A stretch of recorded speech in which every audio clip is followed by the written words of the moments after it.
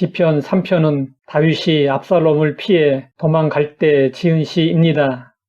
여호와여, 나의 대적이 어찌 그리 많은지요. 일어나 나를 치는 자가 많으니이다. 많은 사람이 나를 대적하여 말하기를 그는 하나님께 구원을 받지 못한다 하나이다. 여호와여, 주는 나의 방패시요 나의 영광이시요 나의 머리를 드시는 자신이이다. 내가 나의 목소리로 여호와께 부르짖으니 그의 성산에서 응답하시는도다. 내가 누워 자고 깨었으니 여호와께서 나를 붙드심이로다. 천만인이 나를 에워싸 진친다 하여도 나는 두려워하지 아니하리이다. 여호와여, 일어나소서. 나의 하나님이여, 나를 구원하소서.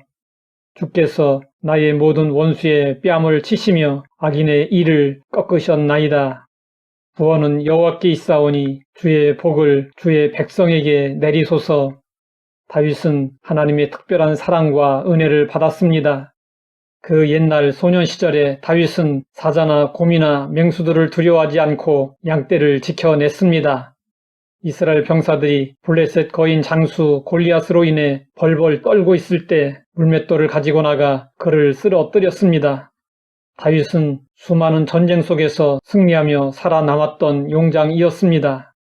그 용맹한 다윗이 오직 여호와를 의지함이 방패요 힘이라고 믿었던 다윗이 압살롬의 반란을 피해 도망을 갔습니다. 다윗은 무엇이 두려워서 대항할 생각조차 하지 않았을까요?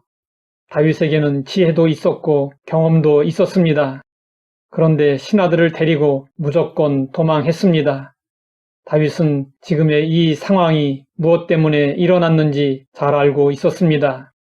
왜 말도 안 되는 수치스럽고 부끄러운 일이 일어났는지 잘 알고 있었습니다.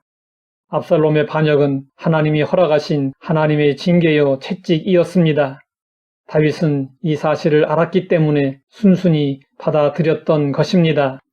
자식은 아버지를 배반하여 칼을 들어도 아버지는 그럴 수 없습니다.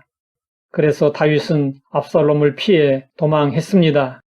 다윗은 왕이 되기 전 자신을 죽이려 하는 사울에 대해서도 대항하지 않고 피했습니다.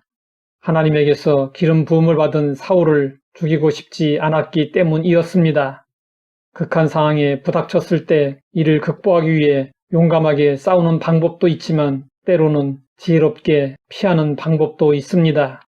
이스라엘이 출애굽할 때 바로왕이 추격하자 하나님은 홍해에 길을 내어 피하게 하셨습니다. 하나님은 이스라엘로 싸우지 않게 하시고 대신 홍해의 물을 통해 적을 물리치셨습니다.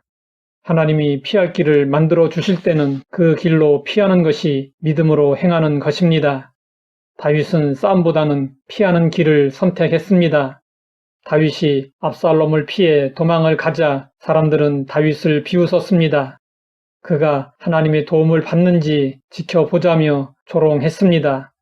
이 장면은 십자가에 못 박혀 고통당하고 있는 예수님을 바라보면서 사람들이 머리를 흔들며 조롱하는 모습과 겹쳐 보입니다.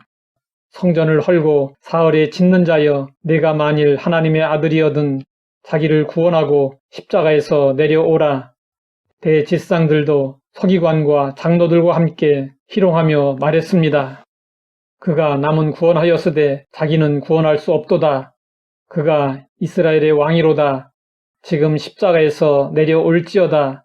그리하면 우리가 믿겠노라. 그가 하나님을 신뢰하니 하나님이 원하시면 이제 그를 구원하실지라. 그러나 예수님은 아무런 저항을 하지 않으시고 오직 하나님만을 바라보셨고 견디셨으며 죽으신 지 3일 만에 하나님으로부터 일으키심을 받아 부활하셨습니다. 다윗도 사람들에게 도움을 구하지 않고 오직 하나님만을 바라보며 부르짖었습니다. 다윗이 처한 상황에서 극심한 불면증에 걸리는 것은 전혀 이상하지 않습니다. 다윗은 주님께서 자신의 방패와 영광이시며 자신을 회복시켜 주실 것을 굳게 믿었습니다. 그랬기 때문에 피난길에서도 잠이 들고 또 깨어날 수 있었고 믿음대로 다시 회복될 수 있었습니다. 우리도 어렵고 힘든 상황을 맞이할 때 하나님께서 나를 붙들어 주심을 믿어야 합니다. 하나님 아버지, 다윗의 믿음의 고백을 통해 용기를 얻게 하시니 감사합니다. 어떤 상황 속에서도 하나님께서 나와 함께 하시고 붙들어 주심을 믿고 승리하게 하옵소서.